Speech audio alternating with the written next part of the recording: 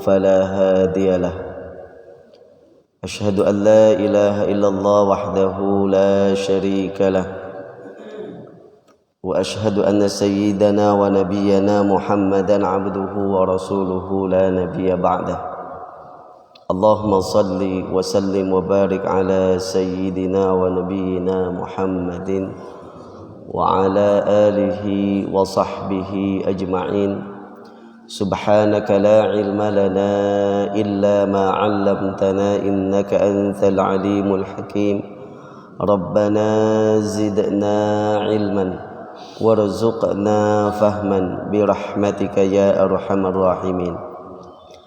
Amma ba'du, hadirin jamaah yang dimuliakan oleh Allah Subhanahu wa taala.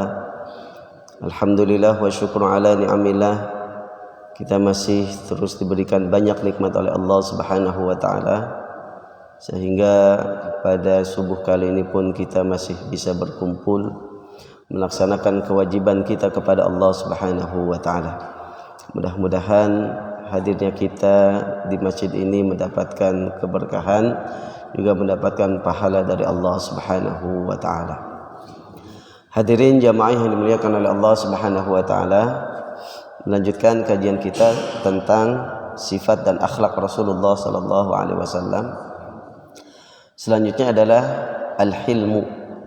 Rasulullah sallallahu alaihi wasallam memiliki sifat al-hilmu. Yang dimaksud dengan hilmu di sini secara bahasa adalah al-anatu wal aql, yaitu sifat yang berakal ataupun cerdas. Ini secara bahasa. Di dalam Al-Quran Allah Subhanahu wa ta'ala berfirman, am ta'muruhum ahlamuhum bihada. Apakah ahlam? Ahlam di sini jamak dari hilm, artinya akal. Apakah akal-akal mereka yang menyuruh mereka untuk melakukan ini? Adapun dari istilah makna hilm di sini adalah sebagaimana yang dikatakan oleh Imam Al-Raghib Al-Asfahani, al-hilmu dhabtun nafsi wa tab'i an hayajanil ghadab. Menahan diri ya, dari bergejolaknya amarah. Itu makna hilm secara istilah. Jadi kita bisa mengendalikan diri kita ketika benar-benar kita marah, kemudian kita bisa mengendalikan diri kita, maka itu disebut hilm. Qala Al-Jurjani at-tuma'ninatu 'inda sawratil ghadab wa qila ta'khiru mukafa'atiz zalim. Imam Al-Jurjani mengatakan yang dimaksud dengan sifat hilm di sini adalah tenang ketika amarah itu bergejolak. Ya, kalau tadi menahan diri, kalau ini tenang ketika amarah itu benar-benar bergejolak, kita tenang, tidak mengikuti hawa nafsu. Ya. Ada juga yang mengartikan hilm itu adalah menunda dan mengakhirkan untuk membalas orang yang berbuat zalim. Ya, maka itu makna dari hilm. Maka hilm ini termasuk sifat Nabi Muhammad sallallahu alaihi wasallam, juga termasuk sifat dari para nabi dan para rasul. Ya. Makanya Allah mensifati putra yang Allah akan berikan kepada Nabi Ibrahim dalam ayatnya fabasyarnahu bighulamin halim, dan kami akan memberikan kabar gembira kepadanya, kepada Nabi Ibrahim, dengan anak yang halim sifatnya. Ya, halim di sini karena bagaimana tidak, Nabi Ismail ini ketika Allah memerintahkan kepada Nabi Ibrahim untuk menyembelih dirinya, untuk menyembelih Nabi Ismail, ya, apa jawaban Nabi Ismail? Ya abati fa'al ma tu'mar satajiduni insyaallahu minas sabirin. Wahai ayahku, lakukan, kerjakan apa yang Allah perintahkan kepadamu. Insyaallah engkau akan mendapatiku termasuk orang-orang yang sabar. Bagaimana tidak bersifat halim Nabi Ismail? Ya, taruhannya nyawa. Begitupun Nabi Ibrahim selaku ayahnya yang bertahun-tahun belum dikasih keturunan. Ketika dikasih keturunan, disuruh disembelih putranya. Tapi Nabi Ibrahim pun dengan kekuatan imannya kepada Allah, beliau akan melaksanakannya. Juga dikuatkan dengan sikap dari putranya sendiri, yaitu Nabi Ismail. Ya. Nah, termasuk sifat al-hilm ini adalah sifat yang melekat pada diri Rasulullah sallallahu alaihi wasallam. Kemudian Al-Qur'an juga mengajak dan menganjurkan kita sebagai umatnya untuk bersifat hilm. Seperti firman Allah Subhanahu wa taala, idfa' billati hiya ahsanu sayyi'ah nahnu a'lamu bima yasifun. Ya. Balaslah sesuatu yang buruk itu dengan sesuatu yang baik, lebih baik. Jadi ketika ada orang berbuat buruk kepada kita, menzalimi kita, kalau dalam diri kita ada sifat hilm, kita tidak membalasnya dengan keburukan juga, tapi justru dibalas dengan hal yang lebih baik. Idfa' billati hiya ahsanu sayyi'ah. Ya, cegahlah, balaslah keburukan itu dengan sesuatu yang lebih baik. Ya. Di dalam ayat lain pun Allah berfirman, wala tastawil hasanatu walas sayyi'ah idfa' billati hiya ahsan fa idzal ladzi bainaka wa bainahu adawatun ka'annahu waliyyun hamim. Dan tidak akan sama, kebaikan dan keburukan itu enggak akan sama. Tapi Allah memerintahkan kepada nabinya, idfa' billati hiya ahsan. Balaslah keburukan tersebut dengan sesuatu yang lebih baik. Ya, seakan-akan ketika ada permusuhan antara dirimu dengan seseorang, seseorang yang menjadi musuhmu, seseorang yang menzalimi, orang yang menjadi musuh, orang yang menzalimi dirimu, jadikanlah dia seakan-akan dia itu adalah teman dekat. Maka ini adalah anjuran Al-Quran untuk bersifat al-hilm. Kita menjaga diri kita ketika kita benar-benar murka, marah karena orang menzalimi kita, ya, tapi kita menahannya, kita tenang, malah kita berbuat baik kepadanya. Makanya Allah menyatakan, balaslah keburukan itu dengan kebaikan, bahkan dengan sesuatu yang lebih baik. Dan anggaplah seakan-akan orang yang menzalimimu, orang yang menjadi musuhmu, itu anggap sebagai teman dekat. Ka'annahu waliyyun hamim. Ya, itu. Begitupun di dalam ayat lain Allah berfirman dalam surah Al-Hijr, "Wa ma khalaqnas samawati wal arda wa ma bainahuma illa bil haqq wa innas sa'ata la'atiyah fasfahis safhal jamil." Dan tidaklah kami menciptakan langit dan bumi dan di antara keduanya kecuali dengan benar. Dan sesungguhnya hari kiamat itu benar-benar akan datang.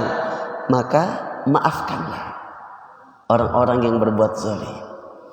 Ya, maka ini anjuran daripada Al-Quran untuk kita bersifat al-hilm. Begitupun dalam surah Al-A'raf ayat 199 Allah berfirman, khudhil afwa wa'mur bil 'urf wa a'rid 'anil jahilin. Maafkanlah. Ya, Allah berfirman kepada Rasulnya, khudhil afwa, maafkanlah, wa'mur bil 'urfi, dan amar ma'ruflah, ajaklah orang untuk berbuat baik, wa a'rid 'anil jahilin, dan biarkanlah orang-orang yang bodoh yang enggak tahu. Ya. Nah, maka ini adalah ayat-ayat Al-Quran yang menganjurkan kita juga kepada Rasulnya, menganjurkan Rasulnya Nabi Muhammad sallallahu alaihi wasallam, juga kita umatnya untuk bersifat al-hilm. Hadirin jamaah yang dimuliakan oleh Allah Subhanahu wa taala. Kemudian ya'lam anna al-hilma afdalu min kazmil ghaiz. Bahkan sifat hilm ini, menahan diri ketika bergejolak amarah itu lebih afdal dibandingkan dengan kita menahan diri kita menahan amarah kita. Ya. Kenapa? Li'anna qazmal ghaizi ibaratun 'anit tahallum ay takallufil hilm. Wa la yahtaju ila qazmil ghaizi illa min man haja ghaizuhu. Jadi sifat hilm itu ketika sudah melekat pada diri seseorang, itu lebih baik dibandingkan dengan orang yang menahan amarahnya. Orang yang ketika bergejolak amarahnya, kemudian dia bisa mengendalikan amarahnya, dia tidak melampiaskan, itu adalah sifat yang baik. Tapi itu namanya at-tahallum. Tahallum itu kita berusaha untuk bersifat hilm. Salah satu caranya adalah dengan menahan hawa nafsu kita, menahan diri kita ketika ya amarah itu sedang bergejolak. Maka itu adalah kita meredam, menahan diri kita ketika amarah. Tapi kalau hilm, karena kita sudah terbiasa membiasakan diri kita dengan tahallum tadi, dengan mengendalikan diri kita ketika amarah sedang bergejolak, terus kita lakukan setiap itu, maka akan melekat kepada diri kita sifat hilm. Jadi kalau sifat hilm itu secara otomatis itu akan muncul. Tidak perlu kita susah-susah untuk meredam diri kita. Tapi untuk mencapai derajat hilm itu, ya kita harus terbiasa dengan tahallum tadi. Tahallum itu kita mencoba ketika marah, coba nahan. Meskipun susah payah. Terus setiap mau marah kita tahan, setiap mau marah kita kendalikan, sampai akhirnya kita terbiasa. Ketika kita sudah terbiasa, kemudian ketika kita marah, kita sudah tidak usah lagi menekan diri kita, mengendalikan diri kita, berarti itu sudah melekat sifat hilm dalam diri kita. Ya. Maka untuk menggapai sifat hilm ini harus dengan tahallum tadi, dengan kita ya mencoba terus. Ketika sudah melekat, maka itulah sifat hilm. Jadi sifat hilm itu ketika melekat otomatis, Pak. Orang berbuat jahat kepada kita langsung senyum, enggak nahan dulu. Ya, itu makna dari hilm dan tahallum. Baik hadirin jamaah dimuliakan Allah Subhanahu wa taala. Kemudian makanya dalam hadisnya Rasulullah sallallahu alaihi wasallam menyatakan, innar rajulal muslima la yudriku bil hilmi darajatas shaimil qa'im. Sesungguhnya seorang muslim dia akan menggapai, akan mengetahui sifat hilm itu. Dengan sifat hilmnya dia akan mengetahui bagaimana derajat orang yang berpuasa, orang yang beribadah kepada Allah Subhanahu wa taala. Ya kalau kita mungkin masih tahallum, Pak, masih harus mengendalikan hawa nafsu kita ketika berpuasa. Ya, kita tidak makannya itu karena memang mengerjakan perintah Allah. Harus menahan hawa nafsu. Ketika puasa, menahan semua hal yang membatalkan puasa. Menahan rasa lapar, menahan syahwat kita untuk berhubungan seksual dan lain sebagainya. Ya, tapi kalau hilm, kalau derajatnya sampai hilm, dia sudah terbiasa. Ya. Nah, kemudian di dalam surah Al-Furqan ayat 63 Allah pun menyatakan wa idza khatabahumul jahiluna qalu salama. Ini sifat, salah satu sifat ibadur rahman yang Allah puji di dalam Al-Qur'an. Hamba-hamba Allah, ibadur rahman. Salah satu sifat mereka adalah wa idza khatabahumul jahiluna qalu salama. Kalau orang-orang bodoh, orang-orang yang jahat, orang yang enggak tahu berbicara kepadanya, dia jawab dengan santai, tidak marah. Ada orang mencaci maki dirinya, dia hanya jawab dengan santai, tidak perlu dia menahan hawa nafsunya karena sudah muncul secara langsung sifat hilmnya. Ya. Nah, kemudian ada juga sifat ataupun perilaku Rasulullah Sallallahu Alaihi Wasallam yang menandakan adanya sifat hilm pada diri Rasulullah Sallallahu Alaihi Wasallam. Di antaranya adalah yad'u bil hidayah li ummi Abi Hurairah wa qad sabbathu. Ya, contohnya adalah Rasulullah masih mau untuk mendoakan ibunya Abu Hurairah. Salah seorang sahabat Rasulullah bernama Abu Hurairah itu memiliki ibu. Ya. Ibunya ini awalnya musyrik, kafir. Ya. Kemudian ketika diajak untuk masuk Islam, ya, oleh anaknya yaitu Abu Hurairah, dia malah mencela Rasulullah sallallahu alaihi wasallam.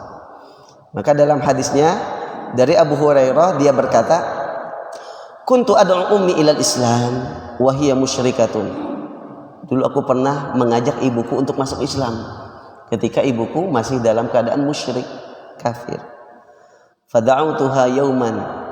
Maka suatu hari aku berdakwah. Aku mengajaknya untuk masuk Islam. Fa asma'atni fi Rasulillah sallallahu alaihi wasallam ma akra. Kemudian aku pun diperdengarkan oleh ibuku, aku pun mendengar dari ibuku perkataan yang menghina Rasulullah, perkataan yang aku tidak senang untuk mendengarnya tentang Rasulullah sallallahu alaihi wasallam. Jadi ibunya Abu Hurairah ini ketika musyrik, ketika diajak masuk Islam malah mencela Rasulullah sallallahu alaihi wasallam. Ya. Kemudian mendengar itu, Abu Hurairah pun langsung pergi menemui Rasulullah dan nangis di hadapan Rasulullah sallallahu alaihi wasallam. Nangisnya karena sedih. Sedih apa? Sedih karena ibunya berani menghina Rasulullah sallallahu alaihi wasallam. Kemudian dia pun menceritakan kepada Rasulullah, "Ya Rasulullah, inni kuntu ad'u ummi ilal Islam, fata'ba alayya." Aku mengajak ibuku untuk masuk Islam tapi dia menolak. Ya. Fada'utuha al-yaum fa asma'atni fika ma akrahu. Kemudian aku pun pada hari ini mengajaknya lagi, kemudian dia mengucapkan sampai terdengar oleh telingaku, ya, tentangmu. Dia mengejekmu, dia menghinamu ya Rasulullah.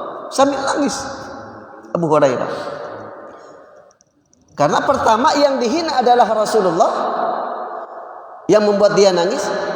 Yang kedua yang membuat dia nangis, yang menghinanya langsung itu adalah ibunya. Ya. Orang yang melahirkannya, orang yang sangat dia cintai. Kemudian apa yang dikatakan oleh Abu Hurairah ketika menceritakan kepada Rasulullah sallallahu alaihi wasallam? Ya Rasulullah, fad'ullaha ayyahdiya umma Abi Hurairah. Maka aku mohon kepadamu ya Rasulullah, berdoalah kepada Allah. Mintalah engkau ya Rasulullah kepada Allah supaya Allah memberikan hidayah kepada ibuku, kepada ibunya Abu Hurairah. Lalu Rasulullah sallallahu alaihi wasallam pun langsung berdoa, Allahumma hdi umma Abi Hurairah. Ya Allah, berilah hidayah kepada ibunya Abu Hurairah. Maka Abu Hurairah pun keluar dari rumah Rasulullah dalam keadaan bergembira. Kenapa? Karena doanya Rasulullah sallallahu alaihi wasallam. Karena dia tahu doa Rasulullah sallallahu alaihi wasallam itu kemungkinan besar akan diijabah oleh Allah Subhanahu wa taala.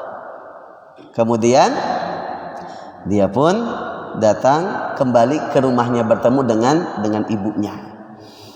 Kemudian ketika dia berada di depan pintunya, kemudian ibunya itu mendengar suara, ya, kedua kaki Abu Hurairah, maka ibunya mengatakan, faqalat makanak ya Abu Hurairah. Wahai Abu Hurairah, sudah kamu diam di tempat kamu. Itu belum masuk, masih di depan pintu.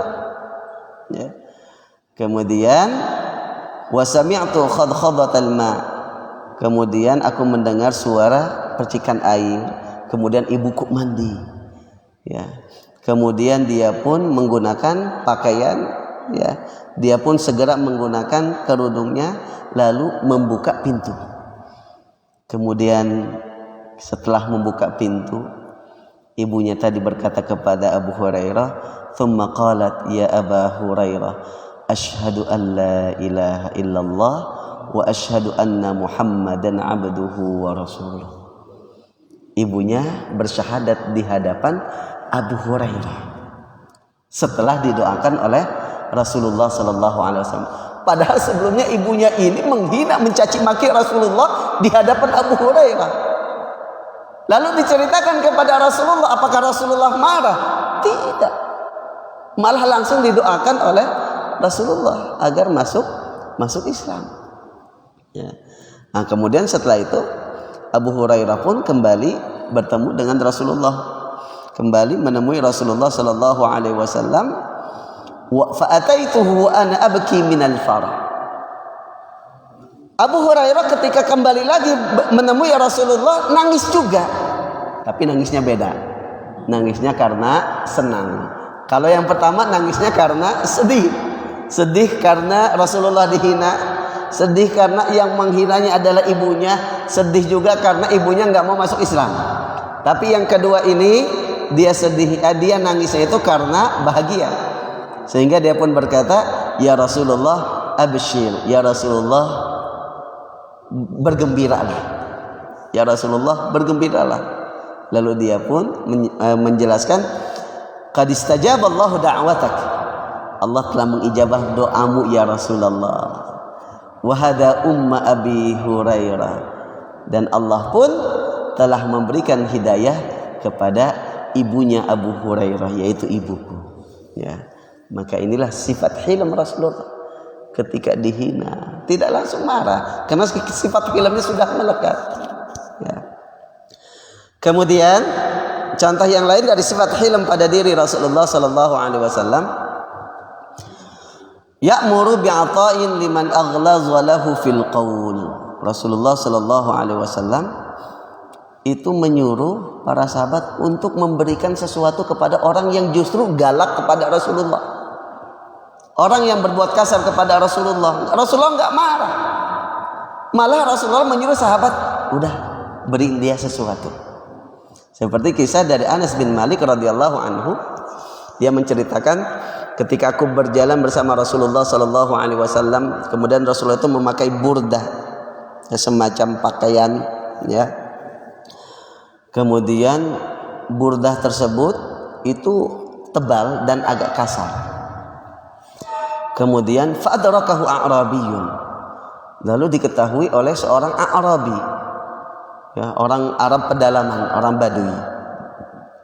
Fajadzabahu biridaihi jabdatan syadidatan hatta nazartu ila safhati atik Rasulillah sallallahu alaihi wasallam qad atharat biha hasyiatul burd min shiddati jabdatihi. Lalu orang A'rabi tadi yang melihat Rasulullah menggunakan burdah langsung ditarik dengan sorban miliknya sampai ketarik daerah atik ini, pundak Rasulullah. Ya.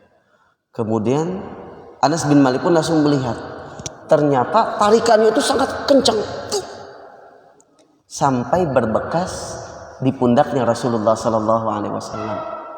Ya, karena orang Arabi kadang nggak punya adab, Pak. Dia namanya orang pedalaman, ya, orang Badui.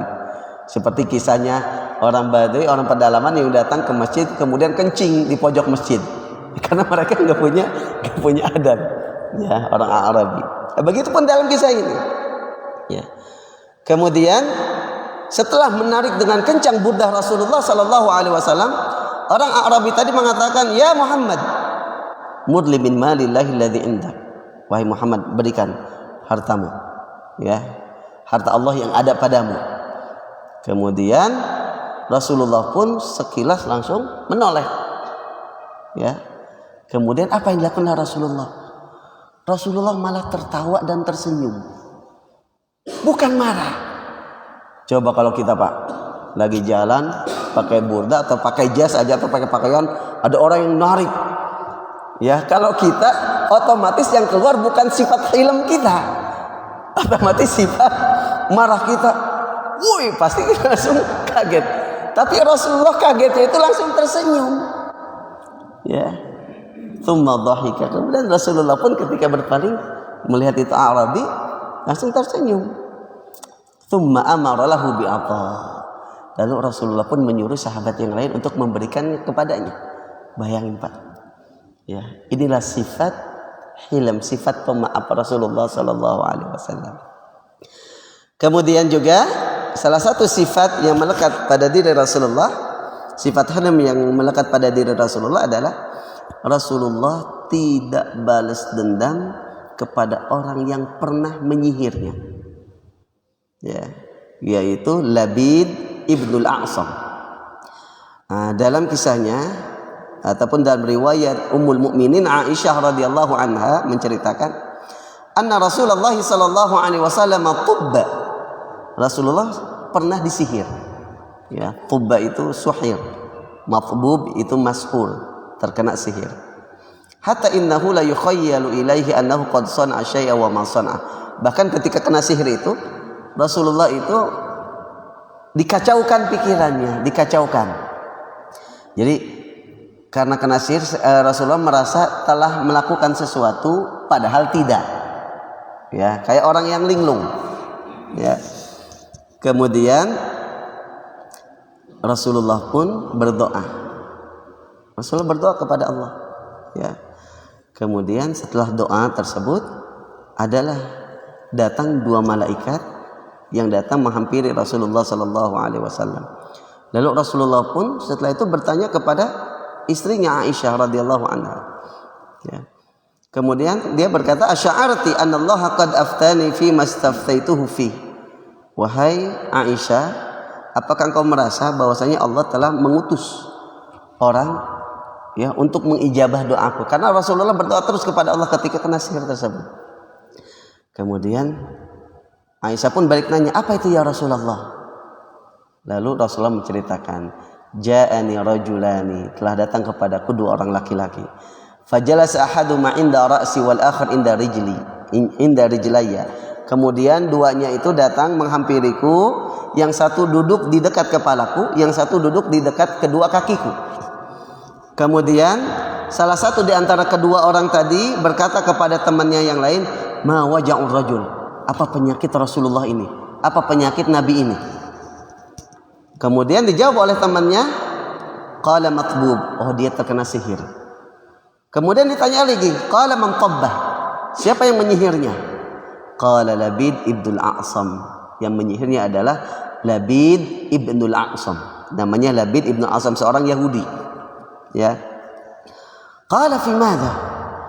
Berbentuk apa sihirnya? Kemudian dijawab oleh kawannya sesama malaikat tadi, fi mushtin wa musyatatin wa juffi tal'ah.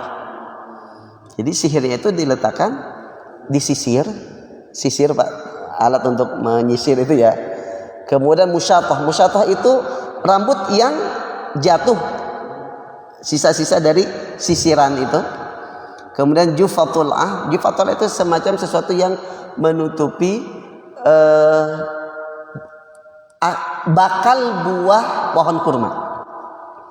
Jadi sihirnya ditaruh di tempat-tempat tadi. Ya. Kemudian aina huwa? Diletakkan di mana buhul sihirnya ini? Kemudian dijawab lagi oleh malaikat yang lain, fi Dharwan, di Dharwan, diletakkan di Dharwan. Apa itu Dharwan? Dharwan bi'run fi Bani Zuraik. Dharwan itu adalah nama sumur di Bani Zuraik. Bani Zuraik ini adalah kabilahnya Labid ibnul A'sam yang menyihir Rasulullah sallallahu alaihi wasallam. Kemudian qalat Aisyah pun menceritakan, setelah Rasulullah diberitahu oleh kedua malaikat tadi, maka Rasulullah pun mendatangi sumur tadi, ya, sumur Dharwan. Kemudian Rasulullah kembali setelah melihat sumurnya. Rasulullah kembali bertemu dengan istrinya Aisyah Ummul Mukminin. Kemudian Rasulullah mengatakan, wallahi laka'anna ma'aha nuqa'atul hinna.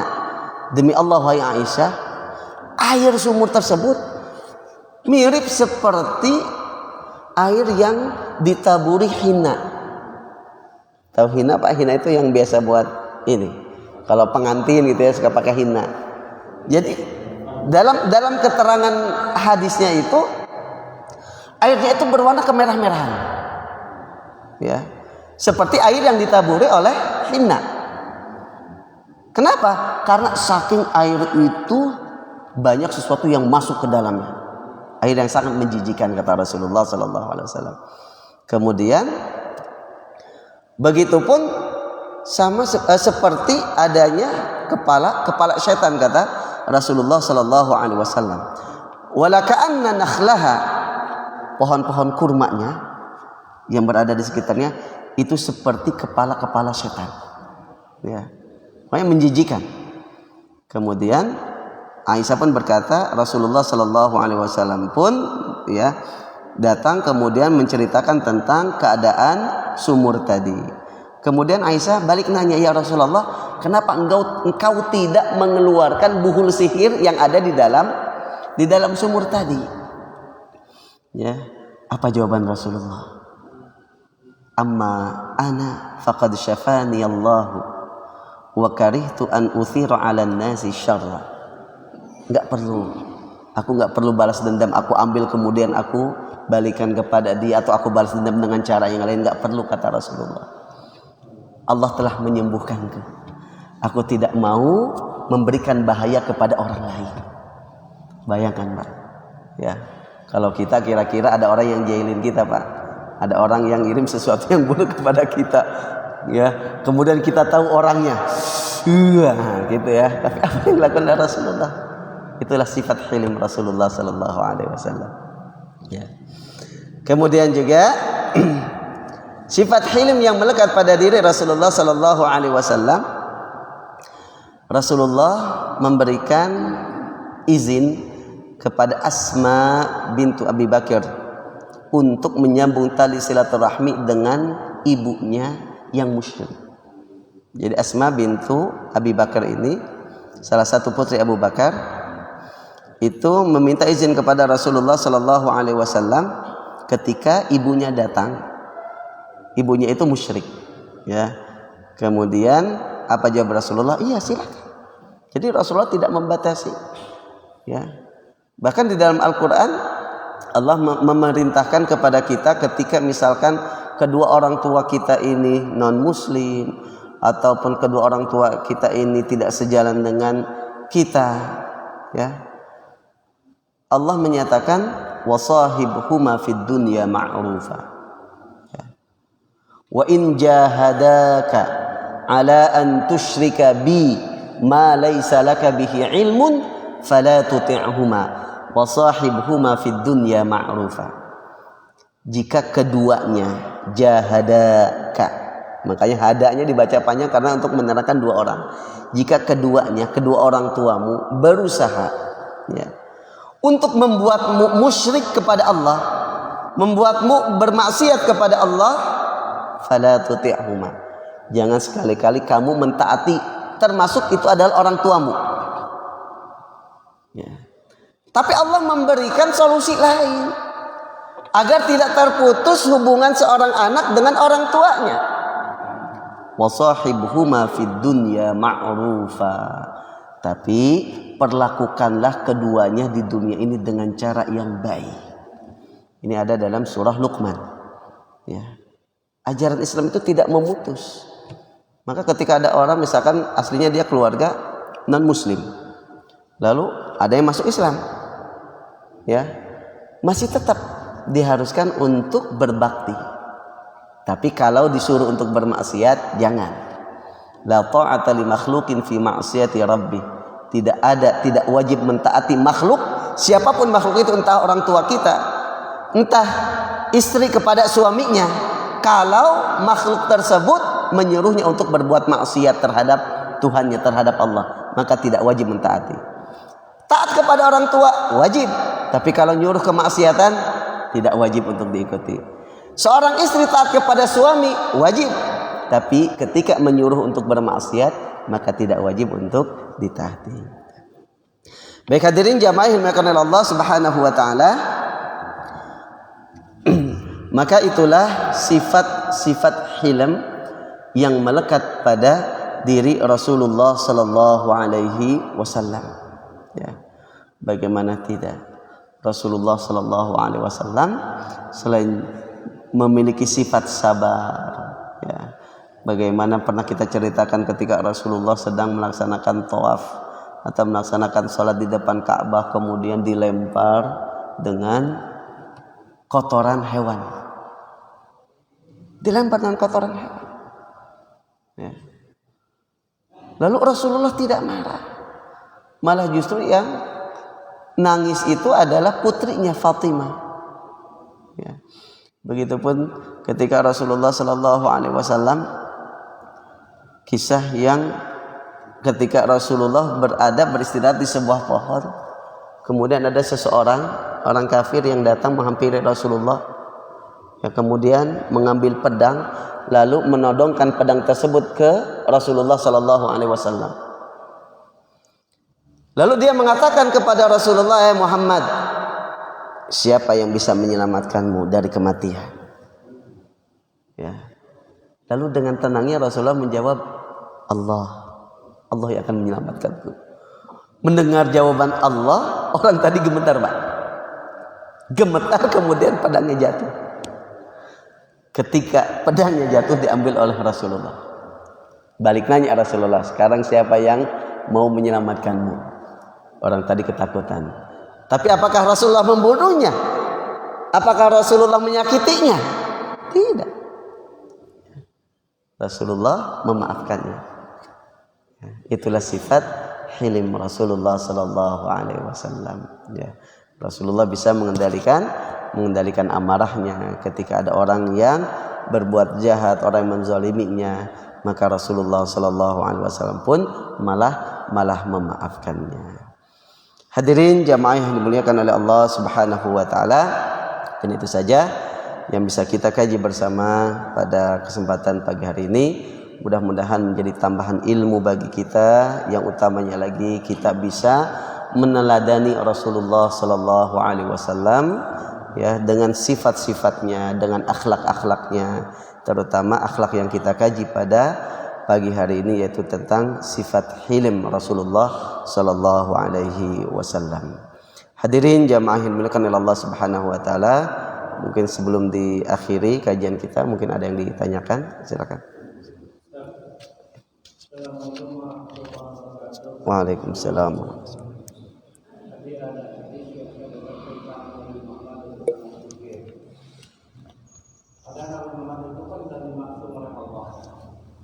Tidak mungkin juga dimasukkan Allah dan dijaga oleh Allah dengan sendiri.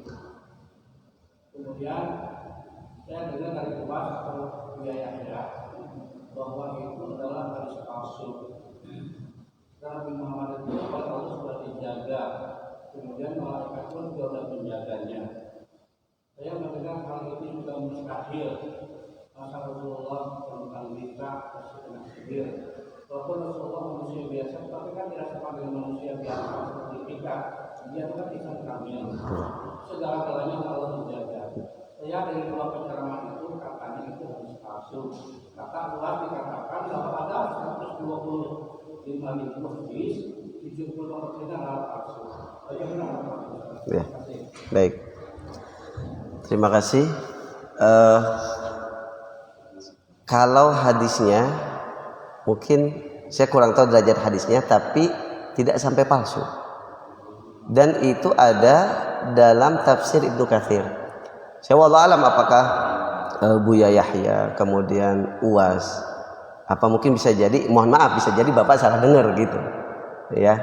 Karena ini hadis terkanya sihir Rasulullah itu bukan hadis palsu. Bahkan dikutip oleh Imam Ibnu Katsir di dalam kitab tafsirnya ketika mentafsirkan surah Al-Falaq dan surah An-Nas. Nah, maksumnya Rasulullah Sallallahu Alaihi Wasallam betul. Maka Rasulullah itu adalah manusia biasa, tapi tidak seperti manusia biasa. Ya, maka ada kasidah yang mengatakan Muhammadun basyarun wa laisa kal basyari. Nabi Muhammad itu adalah seorang manusia, tapi bukan seperti manusia biasa. Ya, bahkan dalam kitab Aqidatul Awam ya dikatakan salah satu para nabi dan rasul itu adalah manusia, tapi mereka tidak seperti manusia biasa. Mereka bisa sakit, ya, kemudian bisa sedih. Nah, tapi maksumnya di sini adalah dijaga oleh Allah untuk berbuat maksiat. Ya, jadi bukan berarti Nabi Muhammad nggak bisa sakit. Nabi Muhammad sakit. Bahkan di akhir hayatnya Rasulullah sakit. Sampai yang menggantikan imam itu adalah Abu Bakar. Itu hadisnya hadis-hadis sahih. Ya. Begitupun terkenanya sihir Rasulullah Sallallahu Alaihi Wasallam itu benar adanya. Makanya turunlah ayat Qul a'udzu birabbil falaq dan Qul a'udzu birabbin nas. Gitu. Nah, jadi maksumnya itu maksum dari berbuat maksiat. Ya, ketika Rasulullah sedikit ya menyeleweng saja dari ajaran Allah, langsung ditegur oleh Allah. Seperti kisah dalam surah Abasa, ya. Sabab nuzulnya itu kan Rasulullah didatangi oleh seorang yang buta, seorang muslim yang buta yang ingin bertanya kepada Rasulullah. Lalu waktu itu Rasulullah disibukkan dengan kedatangan para pembesar-pembesar orang kafir yang diharapkan oleh Rasulullah itu mereka akan masuk Islam. Maka Rasulullah kelihatan nggak senang dengan kedatangan seorang muslim yang buta tadi yang ingin bertanya kepada Rasulullah. Makanya Allah menyebutkan abasa wa tawalla. Abas itu muka masam, cemberut. Ya. Langsung ditegur oleh Allah. Ya. Maka itulah sifat maksum Rasulullah Sallallahu Alaihi Wasallam. Bukan berarti Rasulullah maksumnya di sini ya tidak pernah sakit, kemudian tidak pernah dalam keadaan terluka. Bahkan dalam hadis-hadis sahih diceritakan bagaimana terlukanya Rasulullah dalam peperangan. Ya, dalam peperangan Rasulullah terluka. Kemudian ketika Rasulullah berdakwah ke Taif, Rasulullah diserang oleh penduduk Taif sampai malaikat yang marah. Kata malaikat, Muhammad, kalau engkau mau akan aku timpakan gunung ini kepada penduduk Taif. Tapi apa jawaban Rasulullah? Jangan wahai malaikat. Mungkin saya masih berharap dari keturunan mereka ada orang-orang yang diberikan hidayah oleh Allah Subhanahu wa taala. Ya. Jadi terkenanya sihir Rasulullah Sallallahu Alaihi Wasallam itu benar. Ya. Tapi derajat hadisnya saya yakin tidak sampai palsu karena juga dikutip oleh Imam Ibnu Katsir di dalam kitab tafsirnya. Gitu. Nah, mungkin nanti saya akan saya cek lagi, ya. Atau mungkin Bapak bisa ngasih link ke saya ceramahnya Ustaz Abdul Somad atau Buya Yahya yang mengatakan hadisnya itu palsu. Gitu. Ya.